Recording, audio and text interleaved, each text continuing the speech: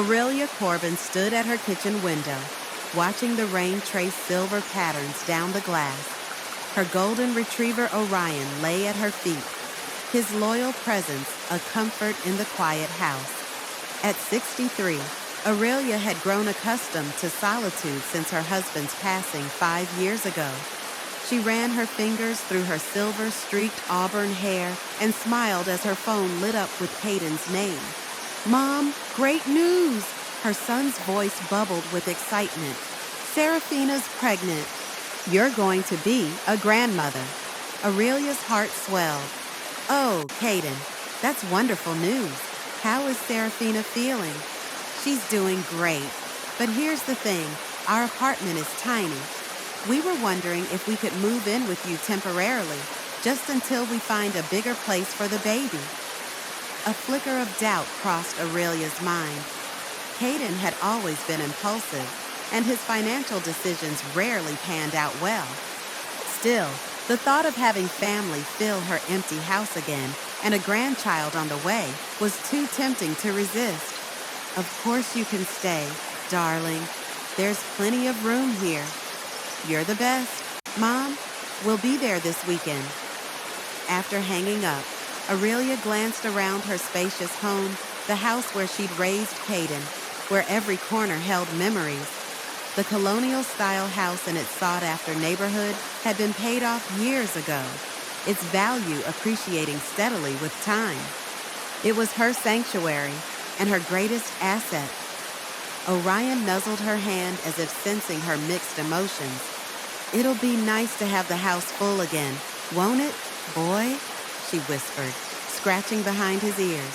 But something in her gut told her things were about to change in ways she couldn't predict. The first few weeks after Caden and Seraphina moved in were pleasant enough. Seraphina, a striking woman with dark hair and perfectly manicured nails, charmed Aurelia with stories of her fashion blogging aspirations. Caden seemed happier than he had in years, doting on his wife and talking excitedly about fatherhood. They shared meals in the dining room where years ago, Aurelia had taught Caden his multiplication tables. But despite the veneer of happiness, subtle red flags began to emerge. "Mom, the nursery really needs repainting." "That old wallpaper has to go," Caden announced one morning over breakfast. "And we should upgrade the bathroom adjacent to it," Seraphina added. "Those fixtures are so outdated." Before Aurelia could respond, Caden slid a contractor's estimate across the table, nearly $15,000 worth of renovations. "I know it's a lot," he said, "but it's for the baby.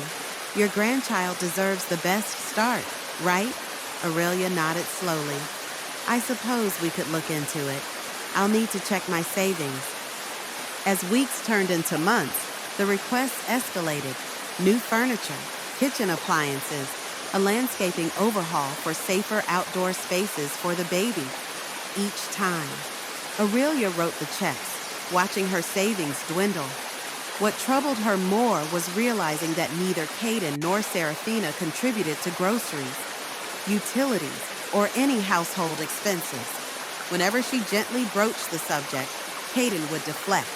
"We're saving every penny for the baby, Mom. You know how expensive those first years are." One evening, Aurelia overheard Seraphina on the phone in the garden. "The renovation is almost done, and you should see the new kitchen now." She hasn't complained about the cost at all. "I told you she'd pay for anything if we said it was for the baby." Aurelia stepped back from the window, her chest tightening. That night, when Caden approached her for an emergency loan to cover some unexplained debt, she found herself saying yes once again, despite the doubt gnawing at her. The true breaking point came when Seraphina cornered her in the living room one afternoon. "Aurelia, we've been thinking," she began, her voice honey-sweet. "It would make so much sense for you to transfer the house to Caden's name, for tax purposes and inheritance planning. It would simplify everything." Aurelia's pulse quickened. "That's a big decision, Seraphina. I'd need to think about it carefully." Of course, Seraphina smiled, though it didn't reach her eyes. Take all the time you need, but the sooner we sort it out, the better for everyone's peace of mind. That night, Aurelia lay awake, Orion curled against her side. Something wasn't right, and for the first time, she allowed herself to fully acknowledge it. But rather than confront them directly, she decided to observe more carefully. To her son and daughter-in-law, she would appear to be considering their suggestion, buying herself time to understand what was really happening in her own home. Aurelia first noticed something was wrong with Orion when he stopped greeting Caden and Seraphina at the door. The normally friendly dog would slink away whenever they entered a room. One morning, after Caden had taken Orion for what he called a quick walk, Aurelia found her beloved pet hiding in her closet, trembling. "What's wrong, boy?" she whispered, gently coaxing him out.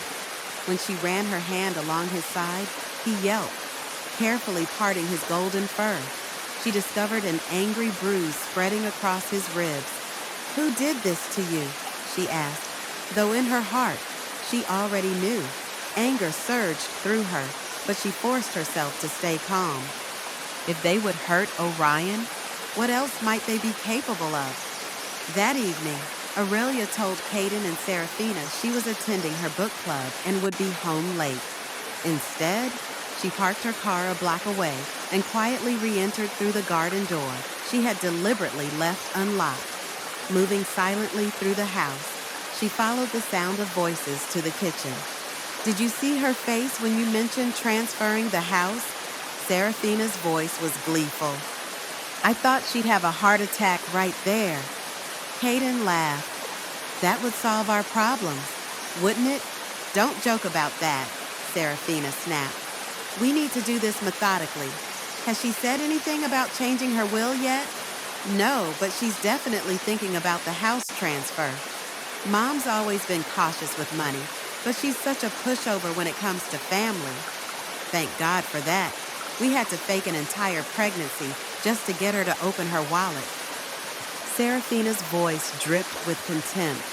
Aurelia's world stopped. Not pregnant, the grandchild she'd been dreaming about didn't exist. "Keep your voice down," Caden hissed. "And don't get cocky. We still need to finalize that insurance policy. Once that's in place, we can move forward with the rest of the plan." "I just can't believe how easy it's been to play the old woman. She's like a walking ATM. Aurelia pressed a hand to her mouth to stifle a gasp. Silently, she retreated to the garden and then left through the side gate. In her car, tears streamed down her face as the reality of her son's betrayal sank in. The child she'd raised, whom she'd bailed out of countless financial disasters, was now plotting something far more sinister than mere manipulation. The next day, while Caden and Seraphina were out, Aurelia began a methodical search of the house. In Caden's desk drawer, hidden beneath a stack of magazines, she found documents for a life insurance policy in her name. The policy, worth $2 million, listed Caden and Seraphina as sole beneficiaries. Most disturbing were the handwritten notes in the margins about accidents during outdoor activities being hard to dispute. In the bathroom cabinet behind some rarely used cosmetics, she discovered a small vial of pills that weren't her prescription. A quick internet search revealed they were powerful sedatives, often used to render people unconscious, heart-hammering. Aurelia photographed everything and replaced the items exactly as she'd found them. Then she made a critical decision. Orion needed to be somewhere safe. She called her closest friend, Margaret, explaining only that she needed someone to dog sit while she dealt with some home repairs. "It might be a few weeks," Aurelia said, trying to keep her voice steady. "Is that all right?" "Of course," Margaret replied. "Orion is always welcome here. Is everything okay, Aurelia? You sound strange." "Everything's fine," she lied. "I just have a lot on my mind." That evening, As she packed Orion's food and favorite toys, she whispered to him, "I'll get you out of this, boy, both of us, I promise him." The next morning, Aurelia drove to the office of Felicity Gaiman, an attorney specializing in estate planning whom she'd met years ago through a community fundraiser. Felicity's office was on the 10th floor of a downtown building, its windows overlooking the river. The lawyer's shrewd eyes widened as Aurelia unfolded her story. "So you believe your son and his wife are planning to harm you for financial gain?" Felicity clarified, her pen poised over a legal pad. "I know how it sounds," Aurelia said quietly, "like I'm a paranoid old woman, but I heard them with my own ears. And the insurance policy, the sedatives, those are real." Felicity set down her pen. "Unfortunately, I've seen cases like this before. Elder abuse, especially financial exploitation, is far more common than people realize, often perpetrated by family members." She leaned forward. "Do you have copies of the insurance documents?" Aurelia handed over the photos she'd taken. "Here." "And the pills." Felicity examined them carefully. "First things first. We need to protect your assets immediately." She outlined a plan freezing all major asset transfers, setting up safeguards on bank accounts, and documenting everything meticulously. "What about the police?" Aurelia asked. "At this stage, we need more concrete evidence of their intentions," Felicity advised. "They could claim the insurance was a well-intentioned backup plan and that you misheard their conversation. Let's build a stronger case first." Aurelia nodded, feeling a strange calm settle over her. Having a professional ally made her feel less alone, less helpless. "In the meantime," Felicity continued, "we should install security measures in your home, hidden cameras in common areas. They're legal in most states as long as they're not in private spaces like bathrooms." By the end of the week, Aurelia had discrete cameras installed in the living room, kitchen, and hallway. She had changed her banking passwords and set up alerts for any unusual activity.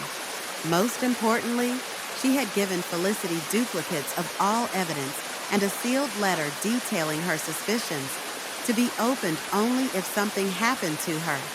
Each day, Aurelia maintained a facade of normalcy, pretending to consider their requests while secretly recording conversations and gathering evidence. She spoke with Margaret daily to check on Orion, finding comfort in knowing at least he was safe. She also reached out to an old friend, Daniel Murphy, who had worked as a private detective before retirement. Without revealing the full extent of her suspicions, she asked for his advice on documenting potential threats. Always keep a record of dates, times, and exact words. He counseled, "And if you truly feel unsafe, Aurelia, you need to leave that house." "I can't," she replied. "Not yet. This is my home, and I need to understand exactly what they're planning before I act." Daniel frowned but nodded. "Then at least carry this." He handed her a personal alarm disguised as a keychain. "And promise you'll call me if things escalate." Aurelia took the alarm, grateful for another ally in her corner. "I promise." 3 weeks into her covert investigation, Hayden approached Aurelia with an unexpected proposal. "Mom, you've been cooped up in this house too long. We should all take a little trip this weekend, get some fresh air. Enjoy nature." "What did you have in mind?" Aurelia asked, keeping her tone light despite her racing heart. "There's a beautiful hiking trail about 2 hours from here. Amazing views from the ridge. It would do us all good to stretch our legs." Hiking on a remote trail? The pieces clicked into place with chilling clarity. This was it, their plan in motion. "That sounds lovely," she said, feigning enthusiasm. "When should we leave?" As soon as Caden left the room, Aurelia texted Felicity hiking trip proposed for Saturday, Mountain Ridge Trail. "We'll send exact location when I have it." Then she called Daniel. outlining what she suspected. "This is serious, Aurelia," he warned. "You shouldn't go. If I don't, they'll just find another opportunity. At least this way, I can prepare." Her voice was firm. "I need you to be my backup. I'll be wearing a GPS tracker. If you don't hear from me by a specific time, call the authorities." Reluctantly, Daniel agreed to her plan. The days before the trip passed in a blur of preparation. Aurelia researched the hiking trail thoroughly, memorizing the terrain. She purchased high-traction hiking boots and a walking stick with a reinforced core that could double as a defensive tool. Most importantly, she sewed a small audio recorder into the lining of her jacket and attached a GPS tracker to her belt.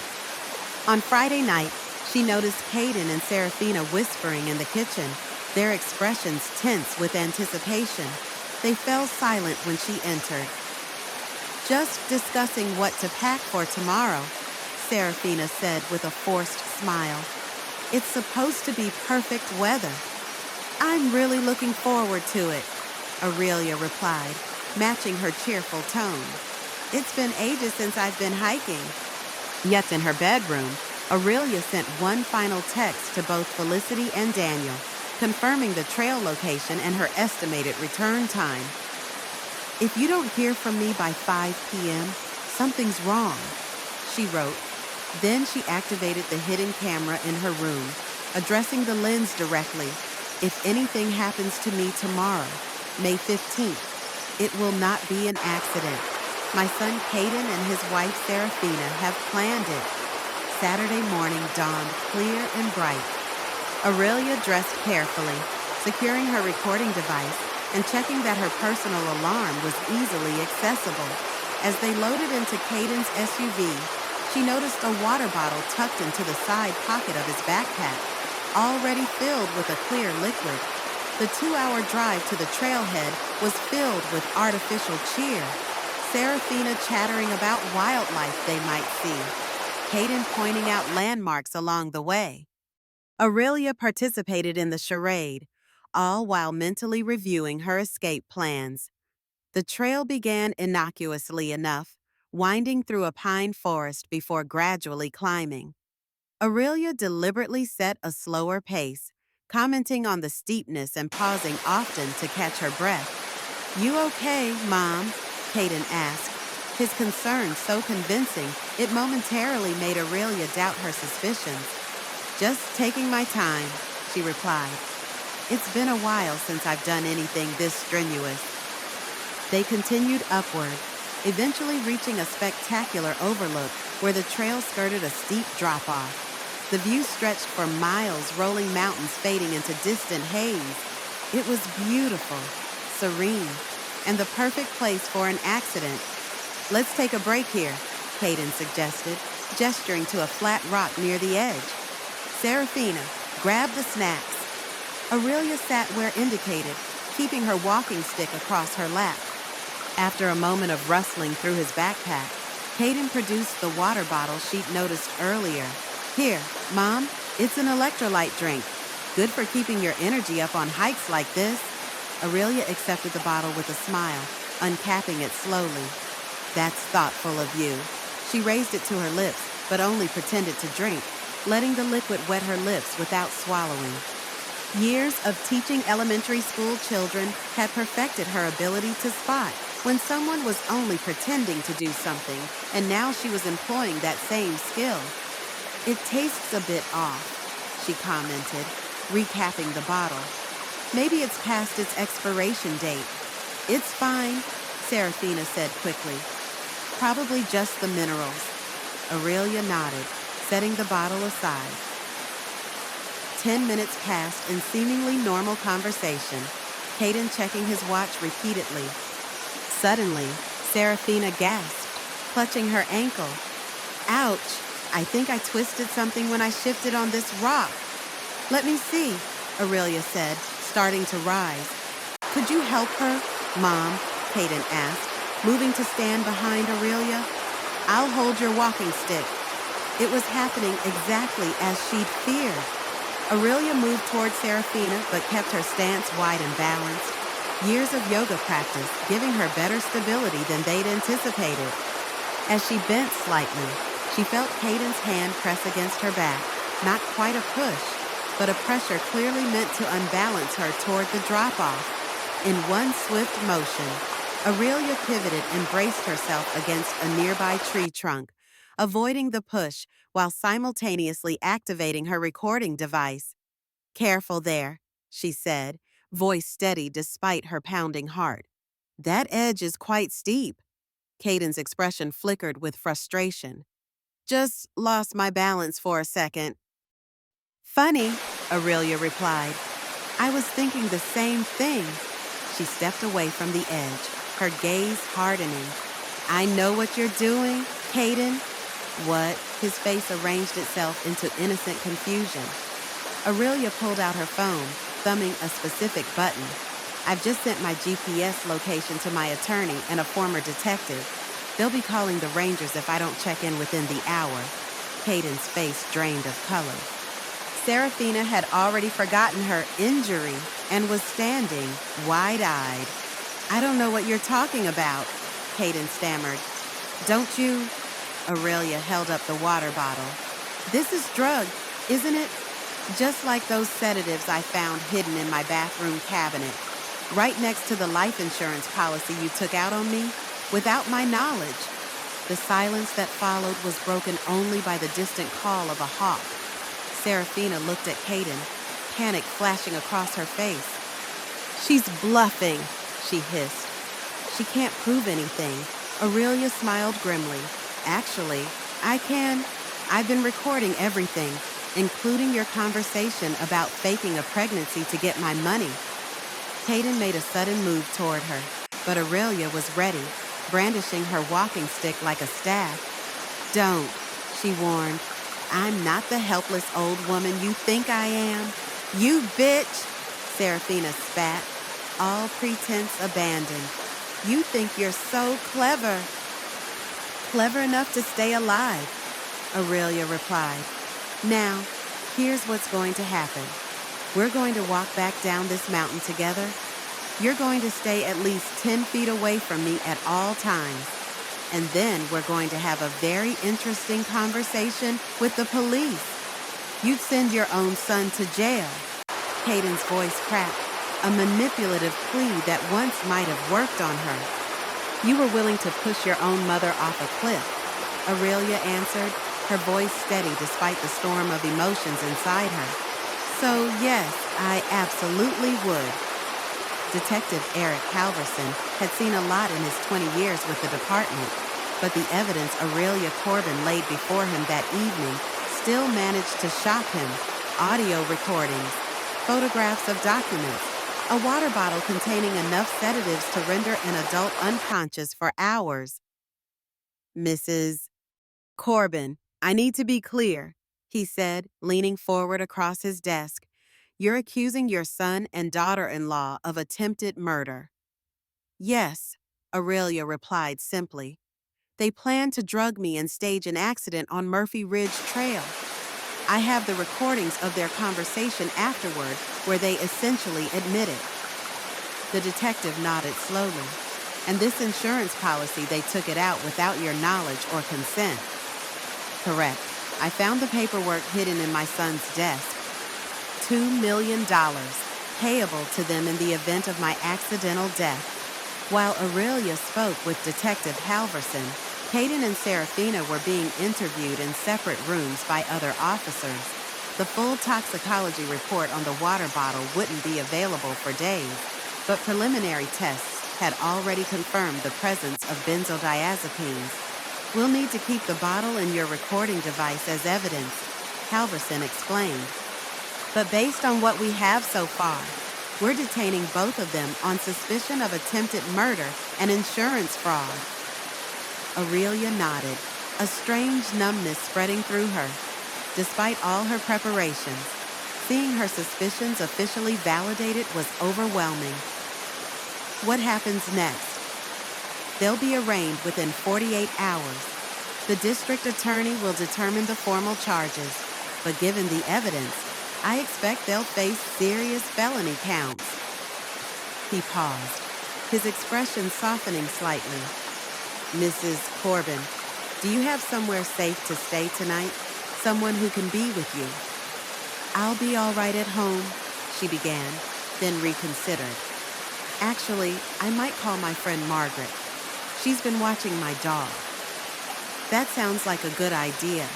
We'll assign an officer to check on your house regularly for the next few days.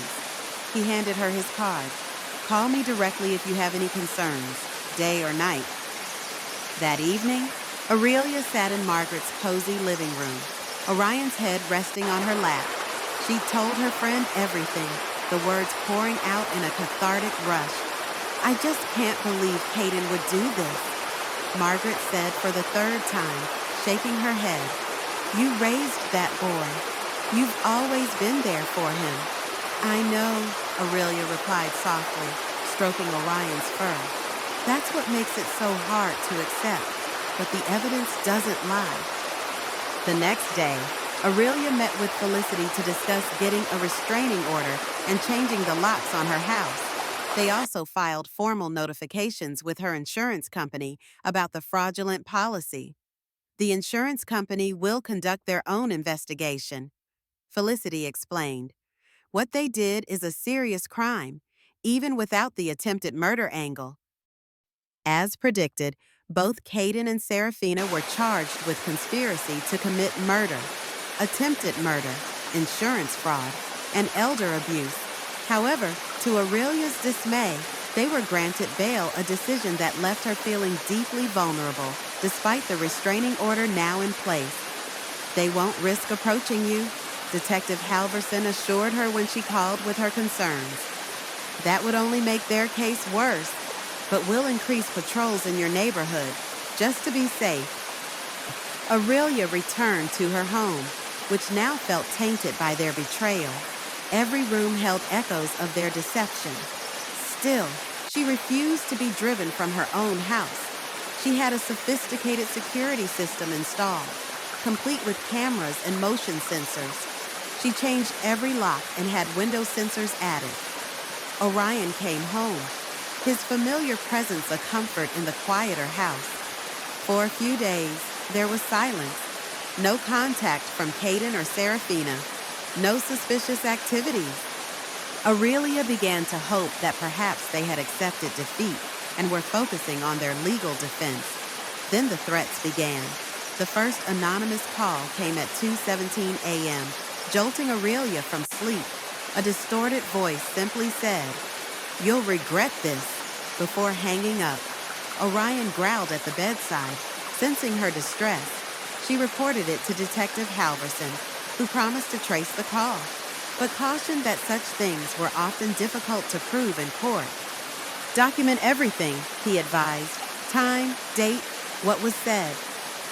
3 days later, an envelope appeared on her doorstep. No postmark, clearly hand-delivered. Inside were photographs of Aurelia getting her mail, walking Orion, shopping at the grocery store, all taken with a telephoto lens from a distance. A single note read, "We're watching. This isn't over." The invasion of privacy left her shaking. These weren't just threats. They were psychological warfare, designed to make her feel perpetually unsafe. She brought the photos to the police, who added them to the growing file, but admitted there was little they could do unless Caden or Serafina were caught in the act of surveillance or trespassing. The restraining order prohibits them from coming within 500 feet of you, Detective Halverson explained, but proving they personally took these photos is difficult. They could have hired someone. Meanwhile, Aurelia discovered multiple attempts to access her online banking accounts from an unfamiliar IP address. The bank's security team confirmed the login attempts had been blocked, but it was another reminder that Caden and Serafina weren't giving up. Most disturbing of all was learning from Detective Halverson that Caden had begun the process of challenging Aurelia's mental competency. He's filed preliminary paperwork claiming you're suffering from paranoid delusions, Halverson explained during one of his check-in visits. It's a desperate move.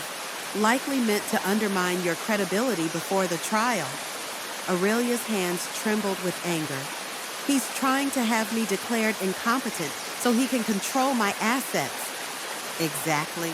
But don't worry with the evidence we have. No judge is going to take his claims seriously. Still, you might want to discuss this with your attorney. That night, alone in her house despite the new security measures, Aurelia felt the weight of isolation pressing down on her. The shadows in her hallway seemed deeper, every creak of the old house a potential threat. Orion sensed her unease, staying closer than usual, his ears perking up at the slightest sound. "It's just us now, boy," she whispered, running her fingers through his golden fur. "We need to stay strong." But in the darkness of her bedroom, doubts crept in. Could she really fight this battle alone?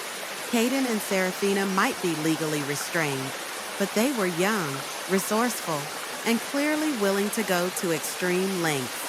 What would stop them from trying again? Perhaps in a way she couldn't anticipate, sleep eluded her. And by morning, Aurelia had made a decision.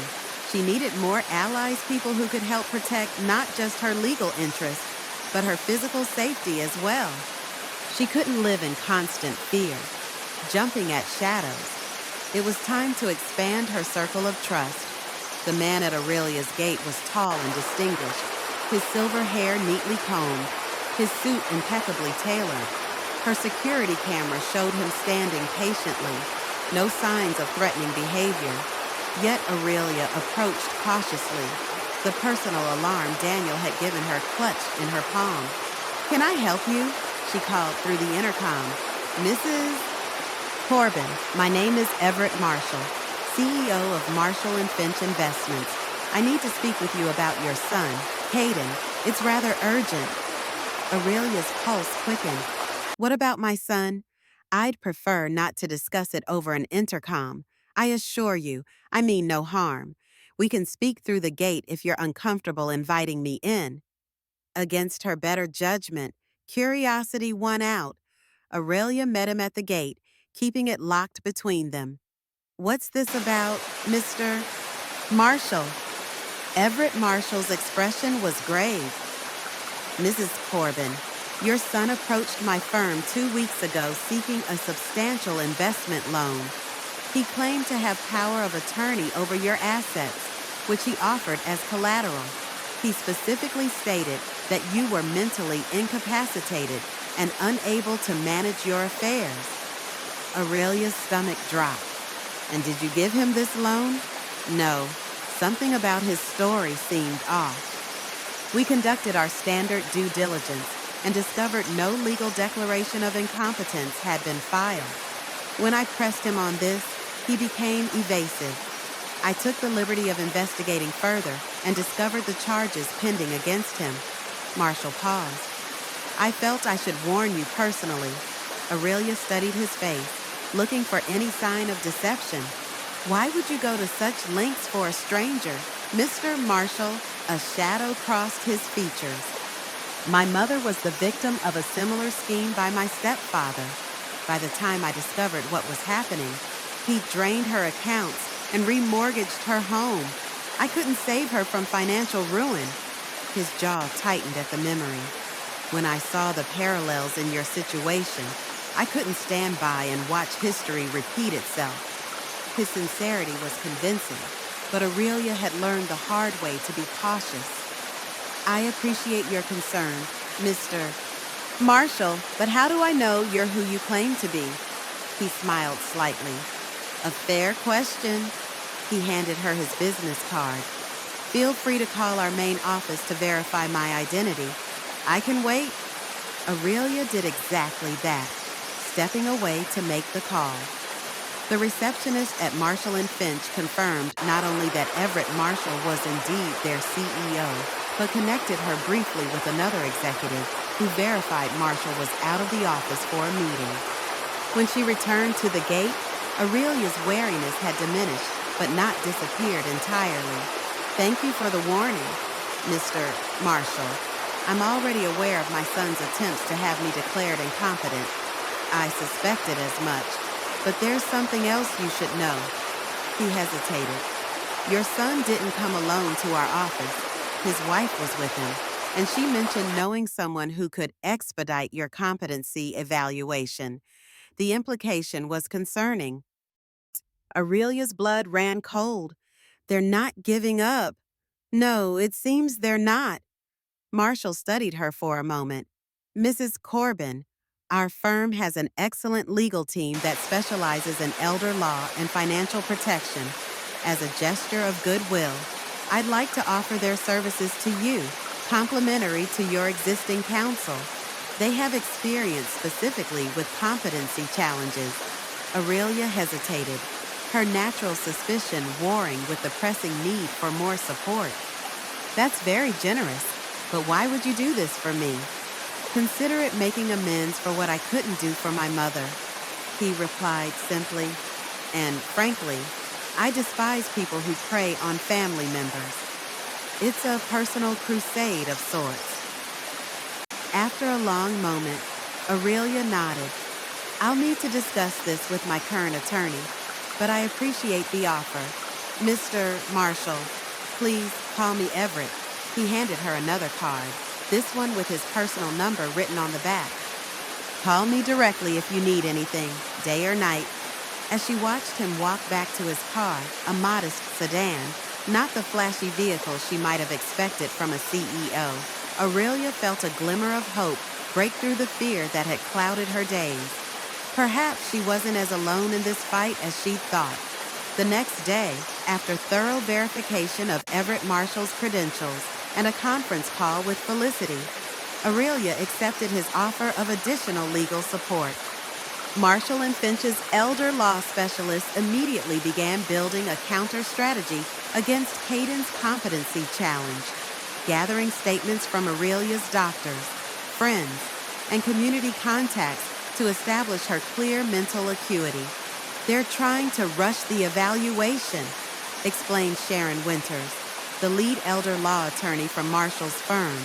We're filing motions to ensure any evaluation is conducted by an independent expert with no connection to either party. With this new layer of professional support, Aurelia began to feel more secure. The shadows seemed less threatening, the silence of her house less oppressive. Even Orion sensed the change, his vigilant stance relaxing somewhat as days passed without incident, but Aurelia knew better than to let her guard down completely. The preliminary hearing for Caden and Seraphina's criminal case was approaching, and with it, a confrontation she both dreaded and knew was necessary to finally put this nightmare behind her. The courtroom was smaller than Aurelia had imagined, its wood-paneled walls lending a solemn gravity to the proceedings. She sat beside Felicity, with Detective Halverson and the district attorney, Linda Ramirez at the prosecution table. Everett had come as well, a silent support in the row directly behind her. Across the aisle, Caden and Seraphina entered with their attorney, a sharp-featured man whose expensive suit spoke of high hourly rates. Caden did not look at Aurelia, but Seraphina shot her a venomous glare before taking her seat. The preliminary hearing was meant to determine if there was enough evidence to proceed to trial. As witnesses were called and evidence presented, Aurelia listened with a strange detachment, as though the events being described had happened to someone else. The prosecution's case was methodically built the fraudulent insurance policy, documented evidence of the drugged water bottle, audio recordings from the hiking trip, and the threatening photos sent afterward. Yes, Selma. Detective Halverson testified about finding the sedatives in Aurelia's bathroom cabinet, matching the compounds found in the water bottle. Then came the insurance investigator, who confirmed that the policy had been taken out without Aurelia's knowledge or consent, a clear case of insurance fraud. The beneficiaries, Mr. and Mrs. Corbin, falsified Mrs. Aurelia Corbin's signature on multiple documents, he explained. Our handwriting experts have confirmed this beyond doubt. When it was the defense's turn, their strategy became clear almost immediately. Caden's attorney argued that Aurelia was suffering from paranoid delusions. that she had misinterpreted innocent actions and conversations. Mrs. Corbin has a history of anxiety, the attorney claimed. Though he offered no evidence to support this assertion, she imagined a conspiracy where there was only a family trying to care for an aging relative. As for the drugged water, he suggested that Caden had merely added electrolyte powder for his mother's health during a strenuous hike. The insurance policy, he argued, was meant as a surprise to provide for Aurelia's future care. Each explanation sounded hollow, desperate attempts to reframe damning evidence. But when the veterinarian who had treated Orion's injuries was called to testify about the pattern of abuse he had documented, something in Caden broke. That dog was always getting in the way, he burst out, rising from his seat, always watching, like he knew something. Serafina just pushed him aside once or twice. It's not like we, Mr. Corbin, his attorney interrupted sharply, but the damage was done. The judge called for order, his gavel striking twice. In the momentary silence that followed, Aurelia locked eyes with her son for the first time since the mountain. She saw no remorse there, only anger and a cold calculation as he realized his outburst had been a strategic error. The prosecuting attorney seized the opportunity. Your Honor, the defendant has just admitted to knowledge of animal abuse in the household, contradicting his earlier statements that he was unaware of any harm to Mrs. Corbin's dog. The defense attorney requested a brief recess to confer with his clients. When court resumed, there was a palpable shift in the atmosphere. Caden sat rigidly, his shoulders tense, while Serafina repeatedly whispered in their attorney's ear. The final blow came when D.A. Ramirez played the full audio recording from the mountain, not just the confrontation, but the moments before, when Caden and Serafina had discussed how quickly the sedatives would take effect and how to make the accident look convincing. I'll just say she lost her balance, Caden's voice echoed through the courtroom. No one questions hiking accidents on that ridge. It happens every few years. Make sure she's fully unconscious first, Serafina had replied. I don't want to hear her screaming on the way down. A collective murmur ran through the courtroom. Aurelia closed her eyes briefly, the casual cruelty of their words still capable of wounding her despite everything. When she opened her eyes again, she saw Serafina leaning toward their attorney, her expression desperate. The lawyer seemed to be shaking his head slightly. Something was happening. After the prosecution rested its case, the defense attorney requested another conference with the judge. When they returned, the attorney addressed the court. Your Honor, in light of the overwhelming evidence presented, my client, Mrs. Serafina Corbin, wishes to change her plea to guilty on the charges of conspiracy to commit murder and insurance fraud. She is also prepared to testify regarding the full extent of the conspiracy. A shock ran through the courtroom. Caden whipped around to stare at his wife. Disbelief etched on his face. What are you doing? He hissed loudly enough for those nearby to hear. Saving myself, Serafina replied coldly. You think I'm going to prison for decades for your insane plan? My plan? Caden's voice rose. It was your idea to get the insurance policy. You're the one who found those pills. The judge banged his gavel repeatedly, calling for order as the two defendants continued to turn on each other.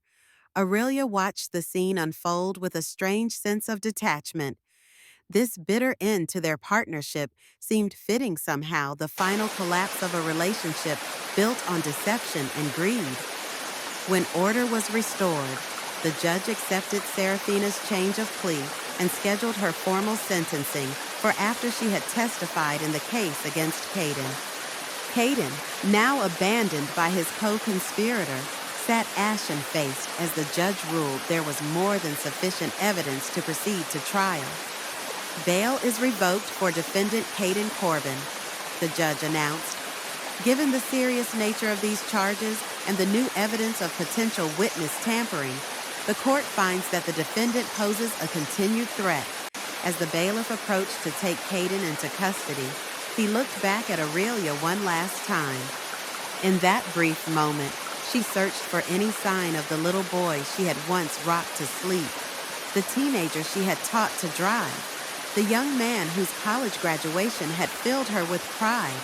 But the person staring back at her was a stranger, his eyes cold and accusing, as if she were somehow to blame for the consequences of his actions.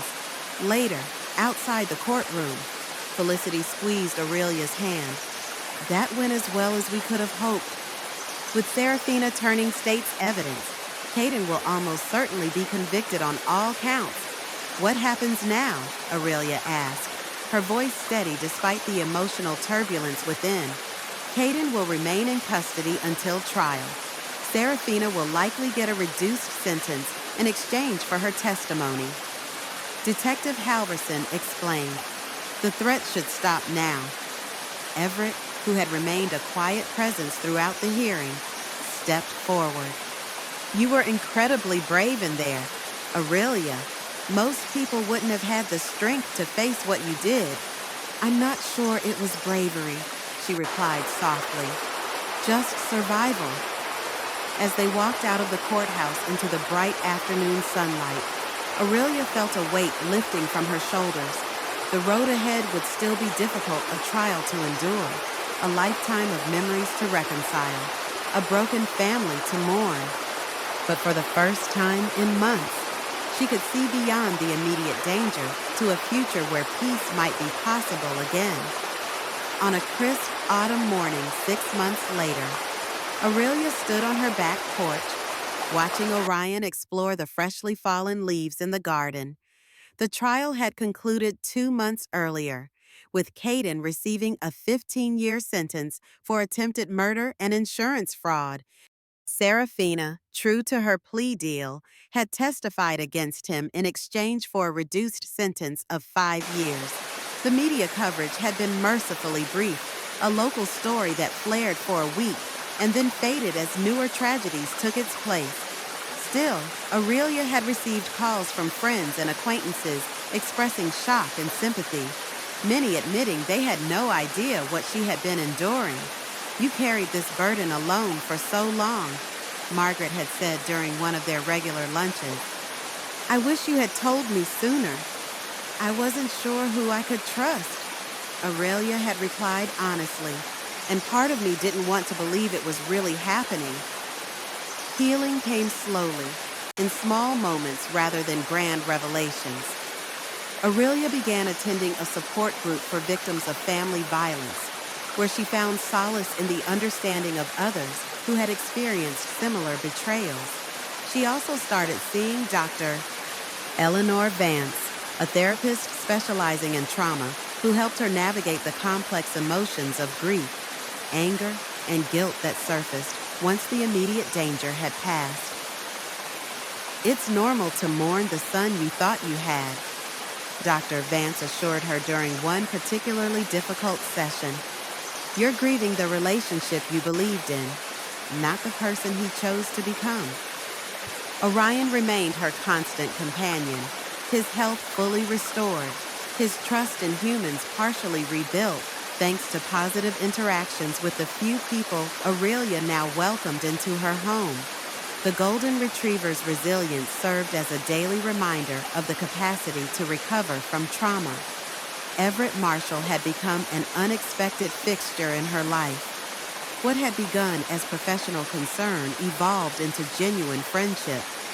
They met regularly for coffee or early dinners, conversations ranging from books to travel to gentle reminiscences.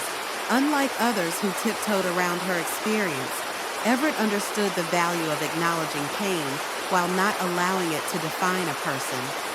My mother never recovered her financial security after what my stepfather did, he shared one evening, but she did reclaim her joy. That was her victory. Aurelia found herself drawn to his quiet strength and integrity. She recognized in Everett someone who had also been shaped by witnessing betrayal, but had chosen to transform that experience into something constructive rather than bitter. One Sunday afternoon, as they walked Orion through the local park, Everett asked her to consider joining the board of the foundation he had established to support victims of elder abuse and financial exploitation. Your perspective would be invaluable, he explained. And you're exactly the kind of advocate we need, someone who fought back and won. The idea of using her experience to help others appealed to Aurelia. I'd need to learn a lot first, she cautioned. I'm hardly an expert. You lived through it, Everett replied simply. That's expertise no amount of academic study can replicate. And gradually, Aurelia began to venture into this new role. First, speaking at small gatherings for the foundation, then helping to develop educational materials for seniors about financial safety. Each time she shared her story, the telling became less painful, transformed from a personal wound into a tool for raising awareness. She still had difficult days, moments when a random memory of Caden as a child would pierce her heart, or when she would wake from nightmares of the mountain path.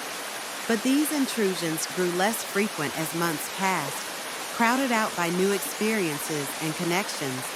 The house that had once felt tainted by betrayal slowly reclaimed its status as a sanctuary. Aurelia repainted rooms, rearranged furniture, planted new flowers in the garden. Each change was a small reclamation, erasing the shadow of those dark months and replacing them with expressions of her own renewed spirit. 1 year to the day after the courthouse hearing, Aurelia received a letter from Caden. She recognized his handwriting on the envelope and sat with it unopened for several hours, unsure whether reading his words would undermine the healing she had worked so hard to achieve. When she finally opened it, his message was brief, an apology that read more like justification, claims that Serafina had manipulated him, and pleas for forgiveness that stopped short of fully acknowledging the enormity of his actions. She read it twice, searching for genuine remorse for the son she had once known. Finding neither, she placed the letter in a drawer rather than the trash, not ready to engage with it, but not needing to destroy it either. Perhaps someday it would mean something different than it did now. That evening, she invited Everett, Margaret, Felicity, and Detective Halverson, now simply Eric, for dinner. These four who had stood by her through the darkest times deserved to share in the milestone of her continued recovery. As they gathered around her dining table, conversation flowing easily, laughter occasionally breaking through, Aurelia felt a profound sense of gratitude. Looking around at these people who had entered her life through crisis but remained through choice, she realized she had found a different kind of family, one bound not by blood, but by compassion, respect, and genuine care. Orion lounged contentedly beneath the table, occasionally resting his head on her foot as if to remind her of his steadfast presence. A toast, Everett suggested, raising his glass. To Aurelia, whose courage showed us all what resilience truly means. As glasses clinked and warm smiles met hers, Aurelia felt a peaceful certainty settle within her. The betrayal she had endured would always be part of her story, but it would not be its defining chapter. There was still joy to be found, connections to nurture, and a future to embrace, one entirely her own to shape. The following spring, Aurelia agreed to give the keynote address at a conference on elder abuse prevention. Standing at the podium, facing a room full of professionals, advocates, and survivors, she drew a deep breath before beginning. 1 year ago, I wouldn't have been able to stand here, she started. I would have been too ashamed, too wounded, too afraid. But time and support have taught me that there is no shame in being targeted by those who exploit trust. The shame belongs solely to them. In the front row, Everett watched her with quiet pride and, Beside him sat Margaret, who had driven Aurelia to the conference when her nerves had threatened to overwhelm her. Their presence bolstered her confidence as she continued. We must talk openly about family betrayal, not to sensationalize it, but to remove its power. When we recognize the warning signs and create systems of support, we make it harder for predators to isolate their targets. As she spoke, sharing her experience with clarity and purpose, Aurelia observed the nodding heads and occasional tears in the audience. Her pain, transformed into advocacy, was creating ripples of awareness that might protect others from similar harm. The greatest weapon against exploitation is community, she concluded. Not just family, but the connections we build with friends, neighbors, and professionals who recognize our inherent dignity and right to safety. In the end, it wasn't just the legal system that saved me, it was the circle of allies who refused to look away. The applause that followed was thunderous, people rising to their feet in recognition of her journey. But for Aurelia, the most meaningful response came later, when a silver-haired woman approached her quietly. "Thank you," the woman said, clasping Aurelia's hand. "My son has been pressuring me to sign over my house. After hearing your story, I'm going to call that nice lawyer you mentioned instead." Driving home with Everett, Aurelia recounted this interaction. "If even one person is spared what I went through, then something good has come from all this," she said. Everett reached across to squeeze her hand. "Far more than one, I suspect. You've started something important today." As they pulled into her driveway, Orion's silhouette appeared in the window, his tail already wagging in anticipation of her return. The sight of him waiting faithfully brought a smile to her face. "You know," she said, "for the longest time, I couldn't understand how the universe could let something so terrible happen to me. Now I think perhaps it wasn't about what happened, but about what happens next, how we rebuild, how we help others." Everett nodded, his expression thoughtful. "The meaning we make from suffering is entirely our choice." Inside, as Orion circled around her legs in joyful greeting, Aurelia felt the simple contentment of being exactly where she belonged, surrounded by genuine love rather than its hollow imitation. The betrayal that had nearly claimed her life had ultimately led her to a deeper understanding of her own strength and the authentic connections that sustain us through our darkest moments. Camera flashes from the conference seemed to echo in her memory as she settled into her favorite chair, Orion at her feet, Everett preparing tea in the kitchen. The lights that had once seemed to expose her vulnerability now illuminated her path forward, a path she no longer walked alone. "Sometimes," she called to Everett, "I think Orion understood what was happening before I did. Animals sense authenticity in ways we've forgotten." "They do," he agreed, returning with steaming mugs. "Perhaps we should all trust our instincts more readily." As evening settled around them, Aurelia gazed out at her garden, where spring flowers pushed determinately through the soil toward sunlight. Like them, she had found her way back to light after darkness. Not unchanged, but perhaps more vividly alive for having survived the shadows. "To new beginnings," she murmured, raising her mug slightly. Everett's eyes crinkled with his smile.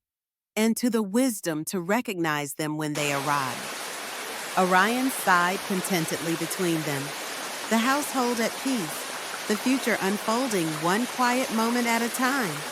1 year later, Aurelia stood at a podium in the community center, addressing a room full of attentive faces. Orion lay peacefully at her feet, now gray around the muzzle but still alert. In the front row sat Everett, who had become not just her closest friend, but a gentle companion whose presence in her life brought daily joy.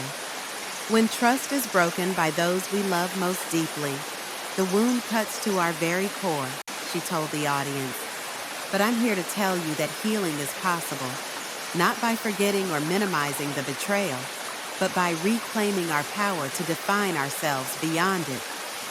Across the room, heads nodded in recognition and understanding. Many were seniors like herself, others professionals who worked with victims of exploitation, some simply community members drawn by the newspaper announcement of her talk.